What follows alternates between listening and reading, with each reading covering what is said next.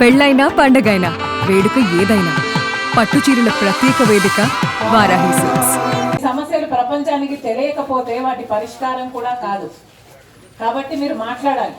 మీ సమస్య ఇది అని చెప్తే మీడియా ద్వారా ప్రపంచానికి మీ సమస్యలు తెలుస్తాయి. తెలియజేస్తున్నాను. కాలువలో కొడుకులు తీయటం ఇవన్నీ కూడా చాలా బాగా జరిగినాయి. ఇప్పుడు మాత్రం అసలు మా కరువు పని పెట్టట్లేదు. కొంతమంది బేండాల్లో చేస్తున్నారు. మా ఊరికైతే అసలు ఇవ్వట్లేదు. కొల్లేట్లో ఉన్నాం మేము. చేలుమయ్య అని ఉంది మా గ్రామం. అసలు మాకు ఇవి కూడా మరి డ్రైనేజీలు కూడా లేవండి. రోడ్డు పోసారు, ఏదో గాడిద మొక్కను గొడుగు పూసినట్టు రోడ్డు పోసారు. అది కనీసం ట్రాక్టర్లు వెళ్తుంటే దిగిపోతుంది. అసలు ఏది కూడా పని చేయట్లేదు. ఏదో పోసేమన్న పేరుకి మా పార్టీ పనిచేసింది అని కూటమి ప్రభుత్వం పోసారు. ఏంటో అంటే కళ్ళనీళ్ళు తొడవడానికి రోడ్డు పోసాం కదా, రేపు మేము ఓట్లు అడుగుతామని చెప్పేసి వస్తారు. అయితే మాకు ఈ యొక్క కరువు పనులు కూడా మాకు కూలీలు కూడా సరిగా రావట్లేదు. కనీసం 100 రోజుల సంవత్సరానికి పని ఇవ్వట్లేదు. మాకు ఒక 50 రోజులు మిగిలిపోతున్నాయి. మరలా చాలామంది బుక్కు వచ్చి ఆడిట్ చేయడం, సంతకాలు పెట్టించుకెళ్ళడం ఇవి జరుగుతున్నాయి. కానీ కొంతమందికి డబ్బులు పడట్లేదు. ఎంతోమంది లేబర్ ఈ పని తప్ప ఇంక వేరే పని ఏం కూడా లేదు. కొంతమంది పని లేక ఎంత దూరం హైదరాబాద్ ఇళ్ళల్లో పని చేసుకోవడం చాలా కష్టాలు పడుతున్నారండి. ఈ యొక్క శర్మిలమ్మ గారు మా చెల్లి వీళ్ళు నమ్ముకుని నేను కాంగ్రెస్ పార్టీలో నేను నాన్నగారు ఉన్నప్పుడు ఎంపీటీసీ చేశాను. కాంగ్రెస్ పార్టీ అంటే నాకు ఎంత అభిమానం. అయితే నేను ఇప్పుడు చాలామంది కూడా మా ఊరి నుంచి రమ్మని చెప్పాము. ఒక లెటర్ పూర్వకంగా రాసుకురమ్మన్నాము. ఇంకెవరు వచ్చారో లేదు తెలియదండి. ఈ యొక్క అవకాశం ఇచ్చినందుకు ధన్యవాదాలు తెలియజేసి ముగిస్తున్నాను. జగన్మోహన్ రెడ్డి గారేమో లిక్కర్ మాఫియా చేశారు. కనీసం ఓన్లీ క్యాష్, కనీసం డిజిటల్ పద్ధతులు కూడా లేకుండా కల్తీ మద్యం అమ్మారు. ఇలా ఎవరి పార్టీకి వాళ్ళు శాండ్ మాఫియాలు, లిక్కర్ మాఫియాలు చేసుకుంటూ పోతే మన బిడ్డల భవిష్యత్తు ఏం కావాలి? ఇంతవరకు కనీసం మనకు రాజధాని లేదు అంటే ఎంత సిగ్గుచేటు. అన్ని రాష్ట్రాలకు ఉంది. అసలు దేశంలో ఏ రాష్ట్రానికైనా రాజధాని లేకుండా ఉందా? ఒక్క ఆంధ్ర రాష్ట్రానికే లేదు. మొదటి 5 ఏళ్ళేమో చంద్రబాబు గారు అది చేసేస్తా ఇది చేస్తా అని 3D సినిమాలు చూపించారు, గ్రాఫిక్స్ చూపించారు. తర్వాత జగన్మోహన్ రెడ్డి గారేమో ఒక రాజధాని సరిపోదు, మాకు 3 రాజధానులు కావాలి అని మభ్యపెట్టారు. ఆఖరికి ఇప్పుడు చూస్తే మనకి ఏదీ లేదు, దిక్కు లేదు. అలా ఉంది మన రాష్ట్ర పరిస్థితి. వీటన్నిటి మీద కొట్లాడాల్సిన అవసరం ఉంది. మన రాష్ట్రానికి ప్రత్యేక హోదా రావాల్సిన అవసరం ఉంది. ప్రత్యేక హోదా మన రాష్ట్రానికి వస్తే వేల కొద్ది పరిశ్రమలు వస్తాయి. ఎందుకంటే ట్యాక్స్ ఫ్రీ అయిపోతుంది కాబట్టి. వేల కొద్ది పరిశ్రమలు వస్తే మన బిడ్డలకు ఉద్యోగాలు వస్తాయి, మన రాష్ట్రం అభివృద్ధి చెందుతుంది. కానీ ఎవరూ పట్టించుకోరు, ఎవరూ ఆలోచన చేయరు. చంద్రబాబు గారు ప్రత్యేక హోదా కావాలని బీజేపీని అడగరు, జగన్మోహన్ రెడ్డి గారు బీజేపీని ప్రశ్నించే ధైర్యం చేయరు. అంటే ఉన్న వాళ్ళంతా చంద్రబాబు గారైనా, జగన్మోహన్ రెడ్డి గారైనా, పవన్ కళ్యాణ్ గారైనా అందరూ బీజేపీకి బానిసలుగా తయారయ్యారు, బినామీలుగా తయారయ్యారు, సాగిలు పడి మొక్కుతున్నారు. ఒక్కరు కూడా బీజేపీని ప్రశ్నించే ధైర్యం చేయటం లేదు. ఈరోజు ప్రతిపక్ష పాత్ర పోషిస్తున్న ఏకైక పెద్ద పార్టీ ఈరోజు కాంగ్రెస్ పార్టీ మాత్రమే. బీజేపీని ప్రశ్నించే దమ్మున్న ఏకైక పార్టీ కూడా కాంగ్రెస్ పార్టీ మాత్రమే. అందుకే చెప్తున్నాం ఒక్క ఉపాధి హామీ పనే కాదు, మన రాష్ట్రంలో చాలా సమస్యలు ఉన్నాయి. ఈ సమస్యలన్నిటి మీద కొట్లాడాల్సిన అవసరం ఉంది. ఈరోజు కనీసం రైతు పంట పండిస్తే కనీసం గిట్టుబాటు ధర వచ్చే దిక్కు కూడా లేదు. మరి ఇంత ఘోరంగా పరిపాలన చేస్తున్నప్పుడు మనం తిరగబడాల్సిన అవసరం ఉందా లేదా? అందుకే కాంగ్రెస్ పార్టీ ఈ ఉద్యమాన్ని చేపట్టింది. అందుకే చెప్తున్నా, మేమొక్కరమే కొట్లాడితే సరిపోదు, మీరు కూడా కొట్లాడాలి. మేమొక్కరమే ముందుండి కొట్లాడితే, గొంతు విప్పితే, మీ బలం మా వెనకాల లేకపోతే ఆ గొంతు ఎక్కడికి పో. అందుకే చెప్తున్నా, మనం చేయి కలపాలి. అందరము కలిసి కొట్లాడితేనే మార్పు సాధ్యం అవుతుంది. అందుకే చెప్తున్నాం, కాంగ్రెస్ పార్టీ మీ పార్టీ. ఈ కాంగ్రెస్ పార్టీ ఈ హస్తం గుర్తు మీద మీరు ఓటేస్తేనే రాజశేఖర రెడ్డి గారు ముఖ్యమంత్రి అయ్యారు. ఈ హస్తం గుర్తు మీద ఓటేస్తేనే రాజశేఖర రెడ్డి గారు రుణమాఫీ చేశారు. ఈ హస్తం గుర్తు మీద మీరు ఓటేస్తేనే రాజశేఖర రెడ్డి గారు ఆరోగ్యశ్రీ పథకం చేయగలిగారు. ఈ హస్తం గుర్తు మీద మీరు ఓటేస్తేనే రాజశేఖర రెడ్డి గారు ఫీజు రియంబర్స్మెంట్ 108 లాంటి అద్భుతమైన పథకాలు చేయగలిగారు. మళ్ళీ చెప్తున్నాం, ఈ హస్తం గుర్తును మీరు ఆదరించండి, మీరు ఆశీర్వదించండి. ఆ రాజశేఖర రెడ్డి గారి సువర్ణ పరిపాలన మీ చేతుల్లో మళ్ళీ పెడతానని రాజశేఖర రెడ్డి బిడ్డగా నేను మీకు మాటిస్తున్నాను. చంద్రబాబు గారు ఇంత ద్రోహం చేస్తున్నారు, మొత్తానికే రాష్ట్ర ప్రజలను గాలి కొదిలేస్తున్నారు. రాజశేఖర రెడ్డి గారు ఇంత ప్రేమించి అమలు చేసిన ఈ పథకము ఇంత నీరుగారిపోతున్నా మరి జగన్మోహన్ రెడ్డి గారు ఇంతవరకు ఎందుకు మాట్లాడటం లేదు? పేదలకు ఆసరాగా నిలబడిన పథకం. కానీ జగన్మోహన్ రెడ్డి గారు బీజేపీకి వ్యతిరేకంగా మాట్లాడడం ఎప్పుడో మానేశారు. ముఖ్యమంత్రి కాకముందు వరకు మాత్రమే మీరు మాకు ఓట్లేయండి, మేము బీజేపీ కాలర్ పట్టుకునైనా సరే ప్రత్యేక హోదా తీసుకొస్తామన్న జగన్మోహన్ రెడ్డి గారు ముఖ్యమంత్రి అయినాక ఏ ఒక్క రోజు కూడా ప్రత్యేక హోదా కోసం కొట్లాడలేదు. బీజేపీకి సాగిలబడ్డాడు. ఎవరి స్వార్థం వాళ్ళు చూసుకున్నారు. బీజేపీ మనకు ఏ మేలు చేయలేదు. మనకు ప్రత్యేక హోదా ఇవ్వలేదు, పోలవరం ప్రాజెక్టు కట్టలేదు, రాజధాని కట్టలేదు. మొత్తం అందరూ కలిసి చంద్రబాబు గారైనా జగన్మోహన్ రెడ్డి గారైనా ఏ ఒక్కరైనా బీజేపీ మనకి ఇన్ని అన్యాయాలు చేసినా కూడా బీజేపీని మాత్రం పల్లెటి మాట అనే ధైర్యం చేయరు. ఎందుకంటే వాళ్ళ స్వార్థ రాజకీయాలు వాళ్ళకు అవసరం కాబట్టి.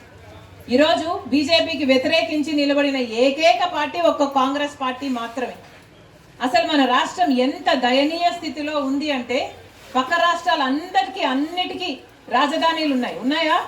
బెంగళూరు, చెన్నై, ముంబై అన్నిటికీ అన్నీ ఉన్నాయి. కానీ మనకేముంది? చేతిలో చిప్పు ఉంది. కనీసం ఒక రాజధాని కూడా లేదు. మన బిడ్డలు ఎక్కడికి వెళ్ళాలి ఉద్యోగాల కోసం? వాళ్ళ భవిష్యత్తు ఏం కావాలి? డిగ్రీలు, పీజీలు చదివిన బిడ్డలంతా రోడ్ల మీద తిరుగుతున్నారు, లేకపోతే ఆటో డ్రైవర్లుగానో గిగ్ వర్కర్లుగానో పనిచేస్తున్నారు. ఎవరు పట్టించుకుంటున్నారు? బిడ్డలకు భరోసా లేదు. పైగా చంద్రబాబు గారు అంటారు ఇప్పుడు 2 బిడ్డలు సరిపోరట, 3, 4, 5 కనాలట.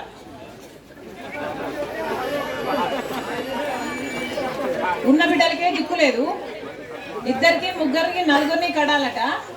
అట్లా కన్న వాళ్ళకి ఈయన 25,000 రూపాయలు ఇస్తాడట. ఈయన ఇచ్చే బోర్డు 25,000 రూపాయల కోసం మీరు బిడ్డలు కనాలట.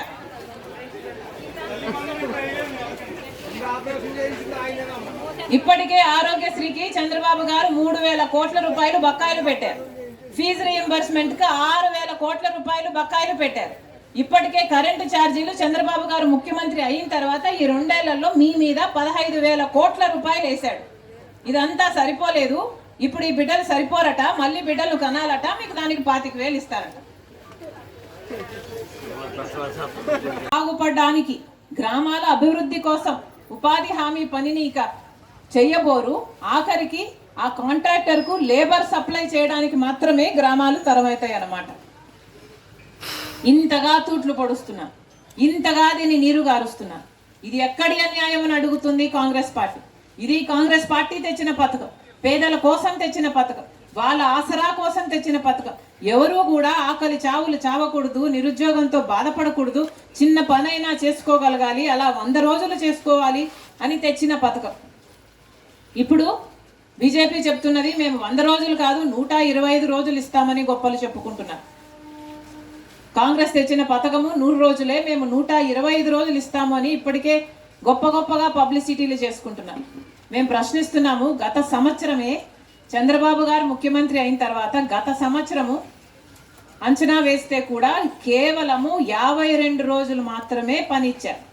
అంటే ఎక్కడా కానీ 100 రోజులు పని ఇవ్వలేదు.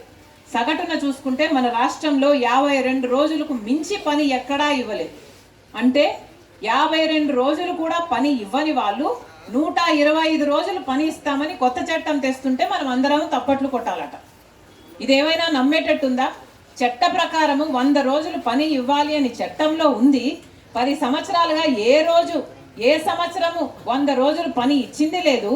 100 రోజులు పని కూడా ఇవ్వలేని వాళ్ళు, కేవలం 52 రోజులే పని ఇచ్చిన వాళ్ళు ఇప్పుడు 125 రోజులు పని ఇస్తాము అని చెప్తుంటే నమ్మడానికి ప్రజలు వెర్రివారా లేకపోతే పిచ్చివారా? ఈ 125 రోజులు మేము పని ఇస్తామని ఏదైతే బీజేపీ పార్టీ చెప్తుందో ఇది పచ్చి అబద్ధం, పచ్చి బూటకం. మిమ్మల్ని మోసం చేసే ప్రయత్నం తప్పితే ఇంకొకటి కానే కాదు. వీళ్ళకి నిజంగానే చిత్తశుద్ధి ఉంటే ఈ చట్టం మీద 100 రోజులైనా పని ఇచ్చేవాళ్ళు. కానీ ఎక్కడా ఇవ్వలేదు 100 రోజుల పని. ఇప్పుడు 125 రోజులు ఇస్తారట. నిజంగానే వీళ్ళకి చిత్తశుద్ధి ఉంటే పోయిన సంవత్సరంలోనే 18.5 లక్షల జాబ్ కార్డులు తొలగించారు. మరి ఎందుకు తొలగించారు? ఎందుకు తీసేస్తున్నారు? కాళ్ళు చేతులు నరికేసినట్టుగా ఈ ఉపాధి హామీ పనికి ఎందుకు తూట్లు పెడుతున్నారు? పేదవాళ్ళకు ఆసరాగా నిలబడిన ఈ పథకానికి ఇంత ద్రోహం చేస్తున్నారే. ఇప్పుడంట ఈ కొత్త చట్టంలో ఇది వరకు లాగా కేంద్ర ప్రభుత్వం మొత్తం డబ్బులు పెట్టదట. ఇది వరకు మొత్తం డబ్బులు కేంద్రమే ఇచ్చేది, ఉట్టి పనిముట్లకు మాత్రమే రాష్ట్ర ప్రభుత్వం డబ్బులు పెట్టుకునేది. ఇప్పటి నుంచి అంట కేంద్ర ప్రభుత్వం మొత్తం డబ్బులు ఇవ్వదట. 60% వాళ్ళు ఇస్తారట, 40% మన రాష్ట్ర ప్రభుత్వం పెట్టుకోవాలట. ఇక రాష్ట్ర ప్రభుత్వం పెట్టుకునే పరిస్థితిలో ఉందా మనకి? జగన్మోహన్ రెడ్డి గారి పుణ్యమా అని, చంద్రబాబు గారి పుణ్యమా అని ఇప్పటికే 12 లక్షల అప్పుల కుప్ప ఉంది మన రాష్ట్రం మీద.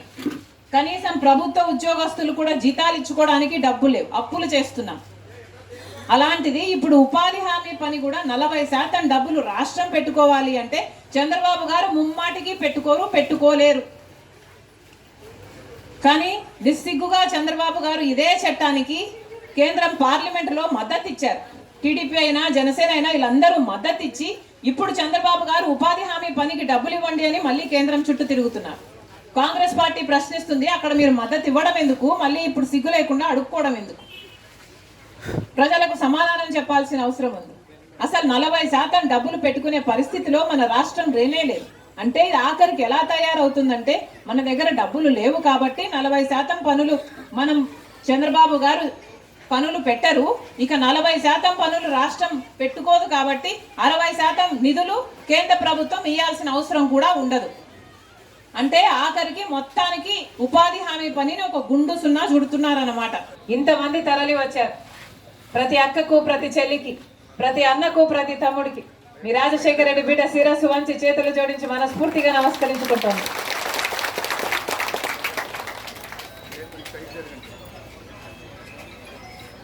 ఈరోజు రాజశేఖర రెడ్డి బిడ్డ వస్తుంది అంటే ఇంతమంది వచ్చారు అంటే రాజశేఖర రెడ్డి గారు ఇంతమంది గుండెలో ఇంకా బ్రతికే ఉన్నారు. థ్యాంక్ యూ అన్న. అవునన్నా, గుండెలో రాజశేఖర రెడ్డి గారు 5 సంవత్సరాలు మాత్రమే ముఖ్యమంత్రిగా ఉన్నారు. కానీ 5 ఏళ్లలో ఆయన చేసినట్టుగా పరిపాలన ఇక ఏ ముఖ్యమంత్రి చేయలేదు. మొదటి ఇచ్చాడు, గిట్టుబాటు ధరను పెంచాడు, సబ్సిడీ అంటే సబ్సిడీ, బీమా అంటే బీమా, ఏది కావాలంటే అది రైతుకు అండగా నిలబడిన నాయకుడు రాజశేఖర రెడ్డి గారు. ఆ రోజుల్లో వ్యవసాయము పండగ అయింది. అలా అని రైతుల పక్షాన మాత్రమే లేడు రాజశేఖర రెడ్డి గారు. పేదవాళ్ళనైతే గుండెల్లో పెట్టుకున్నాడు రాజశేఖర రెడ్డి గారు. పేదవాడి ఇంట్లో జబ్బొస్తే ఆ ఇంటిళ్ళ పాది అప్పుల పాలైపోతుంది అని ఆలోచన చేసి రాజశేఖర రెడ్డి గారు పేదవాడు కూడా మంచి వైద్యం పొందగలగాలి అని ఆరోగ్యశ్రీని ప్రవేశపెడితే పేదవాడు కూడా కార్పొరేట్ ఆసుపత్రికి వెళ్ళి అది కూడా ఉచితంగానే, పైసా ఖర్చు లేకుండానే పెద్ద పెద్ద ఆపరేషన్లు చేయించుకొని బతికారు. ఆ రోజుల్లో ఆరోగ్యశ్రీ చేయించుకుంటే సర్జరీకి, మందులకే కాదు ఆటోలకు కూడా మళ్ళీ డబ్బులు ఇచ్చి పంపేవారు రాజశేఖర రెడ్డి గారు. అంత బాగా చూసుకున్నాడు, అంత బాగా నడిచింది ఆరోగ్యశ్రీ పథకం. ఫీజు రియంబర్స్మెంట్, పేద బిడ్డలు పెద్ద చదువులు చదువుకోకపోతే ఆ కుటుంబాలు పేదరికం నుంచి ఎప్పటికీ బయటికి రావు అని ఆలోచన చేసి రాజశేఖర రెడ్డి గారు పేద బిడ్డలు కూడా మంచి చదువులు చదువుకోవాలి అని ఫీజు రియంబర్స్మెంట్ ప్రవేశపెడితే ఎంతమంది పేద బిడ్డలు అసలు డిగ్రీలు, పీజీలు చదివిన తర్వాత కూడా డాక్టర్లు, ఎంబీఏలు, ఎంసీఏలు, ఇంజనీర్లు అసలు పైసా ఖర్చు లేకుండానే చదువుకున్నారు. ఈ రోజు వరకు కూడా లక్షణంగా ఉద్యోగాలు చేసుకుంటున్నారు. ఇలా 108 అయితేనేమి, లక్షల మందికి ఇందిరమ్మ ఇల్లు అయితేనేమి, లేక పావులా వడ్డీకే మహిళలకు రుణాలు అయితేనేమి, ఇలా 1 కాదు 2 కాదు ఏ పథకం చేసినా అద్భుతంగా చేసి చూపాడు రాజశేఖర రెడ్డి గారు. ఆ రోజుల్లో పుట్టిన పథకమే ఈ ఉపాధి హామీ పని, కరువు పని. కేంద్రంలో మన్మోహన్ సింగ్ గారు ప్రధానమంత్రిగా ఉన్నారు. కాంగ్రెస్ పార్టీ పెద్ద మనసుతో ఆలోచన చేసి తెచ్చిన పథకమే కరువు పని. ఎందుకు తెచ్చారు ఈ పథకాన్ని? ఎందుకంటే గ్రామాలలో ఆ రోజుల్లో పనులు లేక వలసలు పోతున్నారు. కుటుంబాలను, బిడ్డల్ని వదిలేసి పనుల కోసం, కూలి కోసం ఊర్లు వదిలేసి వేరే ఊర్లకు వెళ్లాల్సి వచ్చే పరిస్థితి. ఇవన్నీ వలసలు ఆపటానికి, నిరుద్యోగం అన్న సమస్యని అడ్రస్ చేయడానికి తెచ్చిన పథకమే ఈ ఉపాధి హామీ పథకం. ఈ పథకం వచ్చిన తర్వాత ఎంతోమంది చిన్న పనైనా సరే వాళ్ళ గ్రామాలలో పనులు చేసుకున్నారు, వాళ్ళ గ్రామాలలో బిడ్డల్ని పోషించుకోగలిగారు, ఆ గ్రామాలలోనే బ్రతకగలిగారు. అంతమందికి ఉపాధినిచ్చింది, అంతమందికి భరోసానిచ్చిన పథకము ఈ కరువు పని పథకం. కాంగ్రెస్ పార్టీ ఉన్న రోజుల్లో ఎంత అద్భుతంగా జరిగేదంటే ఈ పథకం, రాజశేఖర రెడ్డి గారు ముఖ్యమంత్రిగా ఉండగా ఈ పథకానికి ఆటో ఛార్జీలు కూడా ఇచ్చేవారట, మజ్జిగ, మంచినీళ్ళు ఇచ్చేవాళ్ళట, గర్భిణీ స్త్రీల కోసం ఒక టెంట్ వేసేవాళ్ళట, ముసలోళ్ళు కూర్చోడానికి మజ్జిగ కూడా ఇచ్చారు. పక్కన ఊర్లో ఒక ఆమె రస్నా కూడా ఇచ్చారని చెప్పిందట. అవును, హెల్త్ చెకప్లు కూడా ఉండేవి. అంత బాగా చూసుకున్నారు, అంత బాగా నడిచింది ఉపాధి హామీ పని. కాంగ్రెస్ పార్టీ 10 సంవత్సరాల అధికారంలో ఉంది. ఆ తర్వాత 10 సంవత్సరాలు బాగానే నడిచింది ఉపాధి హామీ పని. తర్వాత వచ్చింది బీజేపీ ప్రభుత్వం. ఇప్పుడు గత 11 సంవత్సరాలుగా బీజేపీ పార్టీయే అధికారంలో ఉంది. ఇప్పుడు ఈ ఉపాధి హామీ పని, ఈ కరువు పని ఎంత ఘోరంగా తయారయ్యిందో నేను మీకు చెప్పనవసరం లేదు. అసలు ఎంతగా నీరు కార్చారంటే ఈ ఉపాధి హామీ పనిని అసలు చట్ట ప్రకారం 100 రోజులు పని కల్పించాలి. 100 రోజులు పని కల్పించాలి. అది అని అడిగిన 15 రోజుల్లోనే పని కల్పించాలి. పని చేసిన 15 రోజుల్లోనే పేమెంట్ కూడా ఇవ్వాలి. ఇది కాంగ్రెస్ పార్టీ తెచ్చిన చట్టం. కానీ బీజేపీ పార్టీ గత 11 సంవత్సరాలుగా ఎంత ఘోరంగా దీన్ని అమలు చేసింది అంటే ఎక్కడే కానీ 100 రోజులు పని ఇవ్వలేదు. ఏ సంవత్సరము కానీ 100 రోజులు పని ఇవ్వలేదు. చేసిన పనికి కూడా 5 రోజులు పని చేస్తే 2 రోజులే జీతం పడుతుంది అంటున్నారు. అది కూడా ఎప్పుడు పడుతుందంటే 4 వారాలు అవుతుందో, 2 నెలలు అవుతుందో, 3 నెలలు అవుతుందో, అసలు పడుతుందో పడదో అసలు ఏమీ అంచనా లేకుండా ఉంది అంటున్నారు. ఆఖరికి దీన్ని ఎలా తయారు చేశారంటే ఉపాధి హామీ పనికి వెళ్ళి పని చేయడం దండగా, ఉపాధి హామీ పనికి చేయకపోవడమే మంచిది. చేసినా కూడా పొద్దున ఒక ఫోటో అంటారు, మధ్యాహ్నం ఒక ఫోటో అంటారు, సాయంత్రం ఇంకో ఫోటో అంటారు, ఆటో ఛార్జీలు వాళ్ళే పెట్టుకోవాలంటారు. ఇలా నానా రకాలుగా హింస పెట్టి ఆఖరికి ఉపాధి హామీ పనికి పోకపోవడమే మంచిది అనే స్థితికి తీసుకొస్తున్నారు. అందుకే కాంగ్రెస్ పార్టీ ఈ పోరాటాన్ని ఎత్తుకుంది. ఎందుకంటే ఉపాధి హామీ పని ఎంతో మందికి ఉపాధినిచ్చింది. అది కూడా ఒక హక్కులాగా ఇచ్చింది, ఒక హామీలాగా ఇచ్చింది. అలాంటి పథకానికి బీజేపీ తూట్లు పొడుస్తుంది. ఈరోజు కాంగ్రెస్ పార్టీ తెచ్చిన ఈ పథకాన్ని మొత్తానికే తీసేస్తారట, తీసేశారు కూడా. కొత్త పథకం ఏప్రిల్ నెల నుంచి కొత్త పథకం అమలు చేస్తారట. దాని పేరు విబి గ్రామ్. మహాత్మా గాంధీ పేరు పెట్టిన, కాంగ్రెస్ పార్టీ పెట్టిన ఈ పథకానికి మహాత్మా గాంధీ గారు పేరు పెట్టారు. మహాత్మా గాంధీ పేరు పెట్టుకున్న ఈ పథకానికి పథకం పేరు మార్చడమే కాదు, రూపురేఖలు మొత్తము మార్చేస్తున్నారు. అసలు కాంగ్రెస్ పార్టీ తెచ్చిన ఈ కరువు పని పథకం ఎలా ఉండేది అంటే గ్రామాలలో గ్రామ సభలు పెట్టి గ్రామ పంచాయతీ అందరూ కలిసి అసలు ఉపాధి హామీ పనిలో ఏ పనులు చేయాలి అని నిర్ణయించుకునేవారు. అంటే గ్రామంలో ఒక రోడ్లు కావాలన్నా, బావి కావాలన్నా, లేక పూడికలు తీయాలన్నా, ఇలా గ్రామానికి ఏ పని అవసరము అని నిర్ణయించి గ్రామ సభలు పెట్టి నిర్ణయించి ఆ గ్రామాలకు కావాల్సిన పనిని ఉపాధి హామీ పని వాళ్ళ ద్వారా చేయించుకునేవాళ్ళు. కానీ ఇప్పుడు బీజేపీ తెచ్చే ఈ కొత్త చట్టంలో గ్రామానికి ఇక ఏ అధికారాలు ఉండవట. మహాత్మా గాంధీ గారు పేరు పెట్టిన పథకం. మహాత్మా గాంధీ గారు గ్రామ స్వరాజ్యాన్ని కోరుకున్నారు, గ్రామ అభివృద్ధిని కోరుకున్నారు. గ్రామాలు బాగుపడితేనే దేశం బాగుపడుతుంది అన్నారు. అందుకే మహాత్మా గాంధీ గారు పేరు పెట్టడం జరిగింది కాంగ్రెస్ పార్టీ ఈ పథకానికి. అలాంటి పథకానికి ఇప్పుడు బీజేపీ ఏప్రిల్ నెల నుంచి కొత్త పథకం తెస్తుందట, విబి గ్రామ్. దీంట్లో ఇక గ్రామాలకి అధికారాలు ఉండబో. అంటే గ్రామాలలో ఇక పనులు ఏ పనులు జరగాలి అన్నది గ్రామాలు నిర్ణయించవు. కేంద్రంలో ఉన్న బీజేపీ పార్టీ ఒక నోటిఫికేషన్ ఇస్తుందట, ఎక్కడ ఏ పనులు జరగాలి అని. అంటే ఏ రాష్ట్రంలో వాళ్ళు కావాలనుకుంటే ఆ రాష్ట్రంలో, వాళ్ళ రాష్ట్రాలలో ఎక్కువ పని ఇచ్చుకోవచ్చు, ఖాళీ రాష్ట్రాలలో తక్కువ పని ఇచ్చుకోవచ్చు. ఏ జిల్లాలో, ఏ నియోజకవర్గంలో, ఏ గ్రామంలో పని జరగాలి, ఏ పని జరగాలి అని కూడా వాళ్ళే నిర్ణయిస్తారట. అంటే ఏ గ్రామంలో ఏ పని అవసరమో బీజేపీ పార్టీకి తెలిసే అవకాశం లేదు కేంద్ర ప్రభుత్వానికి. కాబట్టి ఇది ఎలా తయారవుతుందంటే ఆఖరికి పక్కన ఏదో ఒక కాంట్రాక్టర్ ఒక పని చేస్తున్నాడు అనుకోండి, ఒక రోడ్డు పనో, ఒక ఇరిగేషన్ ప్రాజెక్ట్ పనో చేస్తే ఆ కాంట్రాక్టర్ కిందికి ఈ ఉపాధి హామీ పనిని కూడా జోడిస్తే ఆఖరికి ఇది ఎలా తయారవుతుందంటే ఆ కాంట్రాక్టర్కి పని చేసిన వాళ్ళు అవుతారు. అంటే ఆ కాంట్రాక్టర్ ఎప్పుడు డబ్బులు ఇస్తే అప్పుడు తీసుకోవాలి, ఇస్తే తీసుకోవాలి, ఇవ్వకపోతే ఏడ్చుకోవాలి. కానీ అడిగేదానికి మాత్రం మనకు హక్కు ఉండదు.